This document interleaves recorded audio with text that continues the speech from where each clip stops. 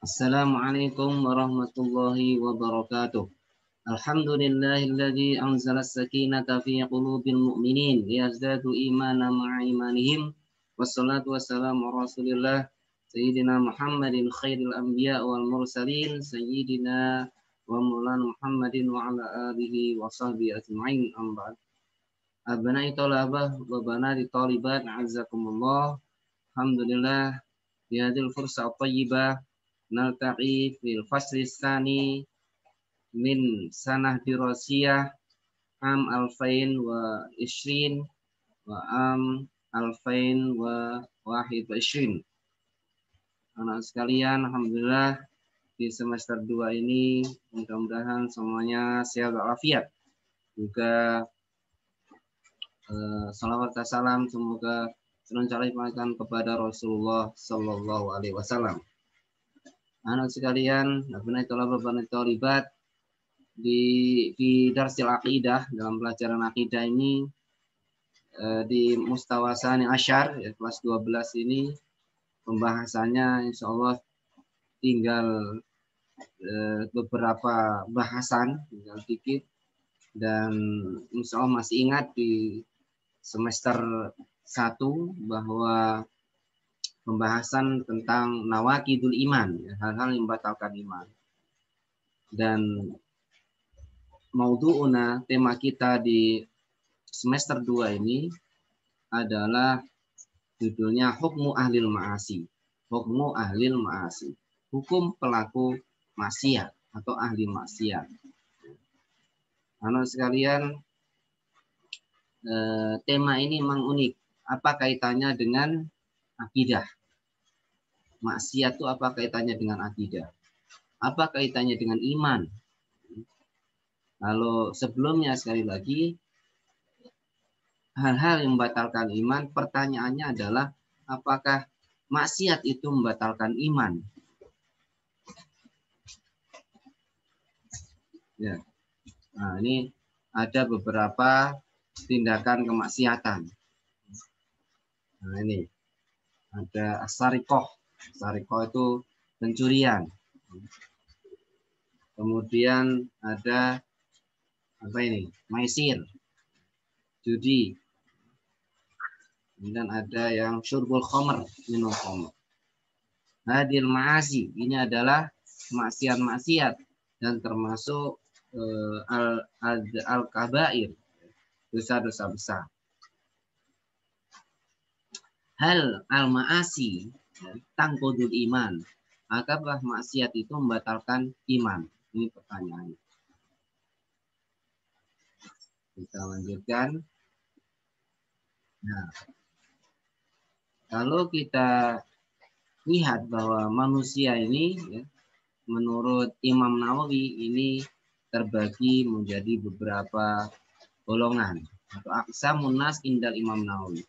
Pembagian manusia menurut Imam Nawawi. Nomor 1 adalah man mata muwahhidan dakhalal jannah qat'an in kana saliman min ma'asi. As-saghir wal majnun wa ta'ib taubatan shalihah. Yang pertama adalah siapa yang mati dalam kondisi bertauhid, maka dia akan masuk surga secara pasti dengan catatan selamat dari maksiat, sebagaimana anak kecil atau orang gila atau yang taib taubatan shalihah. Kalau dia taubat dan taubatnya sah, diterima oleh Allah SWT, sehingga dosa-dosa yang dilakukan itu diampuni oleh Allah SWT dan taubatnya diterima.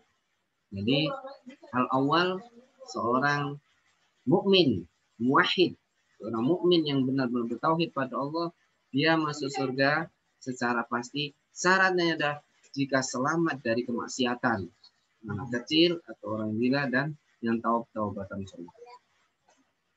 Asani yang kedua adalah mangkanan lahu maksiyah wa mata min ghairi taubah fa huwa fi masyiatillah in syaa ghafara lahu wa in syaa adzabahu. Al-qismus tsani, yang bagian yang kedua, ya, siapapun dia seorang mukmin lahu maksiyah, siapapun manusia dia punya maksiat, ya, dia punya maksiat, seorang mukmin al-asi, mukmin yang bermaksiat. Dan ketika mati tanpa taubat, tidak sempat taubat, bahwa masyiatillah, maka dia kembali pada kehendak Allah. Insyaallah farahu, jika Allah kehendaki, ia akan diampuni SWT. Wa insya'adabahu, atau kalau tidak diampuni, berarti dia akan meraih adabnya. Allah akan siksa dia. Jadi ada dua hal kondisinya. Jika dia al-mu'min al-asi, seorang yang pelaku maksiat, ahli maksiat, kemudian dia mati tanpa ada kesempatan bertaubat, maka itu kembali pada kehendak Allah. Jika Allah kehendaki diampuni atau Allah kehendaki dia mendapat siksa. Al-qismus salis yang ketiga adalah man mata ala kufri la yadkhulul jannah. Siapa yang mati dalam kekufuran, maka dia tidak masuk surga. Abnai kalau bapak terlibat, inna aksamun nas menurut Imam Nawawi ada tiga. Dari yang pertama adalah al-mu'min al-muwahhid, seorang mukmin yang bertauhid, ya. Asani al-mu'min al-asi, seorang mukmin yang ahli maksiat. Kemudian ketiga adalah al-kafir, seorang kafir. Abdai tolabah bagi tolibat. Nah ini ara'u tawaif fi hukmi ahli ma'asi. Ara'u tawaif fi hukmi ahli ma'asi. Ini adalah pendapat-pendapat kelompok-kelompok tentang hukumnya ahli maksiat. Pelaku ahli maksiat tadi. Ya. Apa pendapat ahli maksiat ini menurut para kelompok taifah? Pembagian ahli maksiat di kelompok itu ada empat. Ya. Yang menurut ahli sunnah ya, ahlul ma'asi laisa kafiron, ahlul ma'asi laisa kafiron. Wa idamata min ghairi taubah fa huwa fi masyiatillah. Ya. Insya'a ghafara lahu wa insya'a adabahu. Yang pertama adalah menurut ahlu sunnah, ta'ifah, kelompok. Ya. Kelompok yang pertama ahlu sunnah mengatakan bahwa ahlul ma'asi, pelaku maksiat, dia tidak kafir. Kembali ke tema tadi, berarti ahlul ma'asi, pelaku maksiat, menurut ahlu sunnah tidak kafir. Berarti tidak membatalkan iman. Wa idamata min ghairi taubah, ketika dia mati dan tidak sempat taubat, bahwa masyiatillah, maka dia kembali pada kehendak Allah. Jika Allah kehendaki diampuni, atau Allah kehendaki dia mendapat siksa, Allah siksa dia. Yang kedua adalah menurut Khawarij. Ini terkenal, Khawarij. Kelompok kedua adalah Khawarij. Menurut Khawarij mengatakan ahlul ma'asi awil kabair kafir. Pelaku atau ahli ma'asi, ya, ahli maksiat atau kabair, pelaku dosa besar, itu menurut Khawarij adalah kafir. Kemudian yang ketiga, ya, menurut Murji'ah, kelompok yang tiga Taifah Murji'ah, ya, itu al-mu'min al-asi laisa alaihi dzambun li'anna dzamba la dzulmun. Ini sebaliknya. Seorang mukmin pelaku maksiat dia tidak berdosa. Karena dosa itu menurut dia tidak membahayakan iman, tidak memberikan pengaruh amal apa. Tidak memberikan pengaruh amal terhadap keimanan. Jadi selama dia mukmin berbuat dosa tidak masalah menurut al-Murji'ah. Kemudian menurut Mu'tazilah, pendapat Mu'tazilah, kelompok Mu'tazilah bahwa ahlul ma'asi awil kabair fil manzilah bainal manzilatain.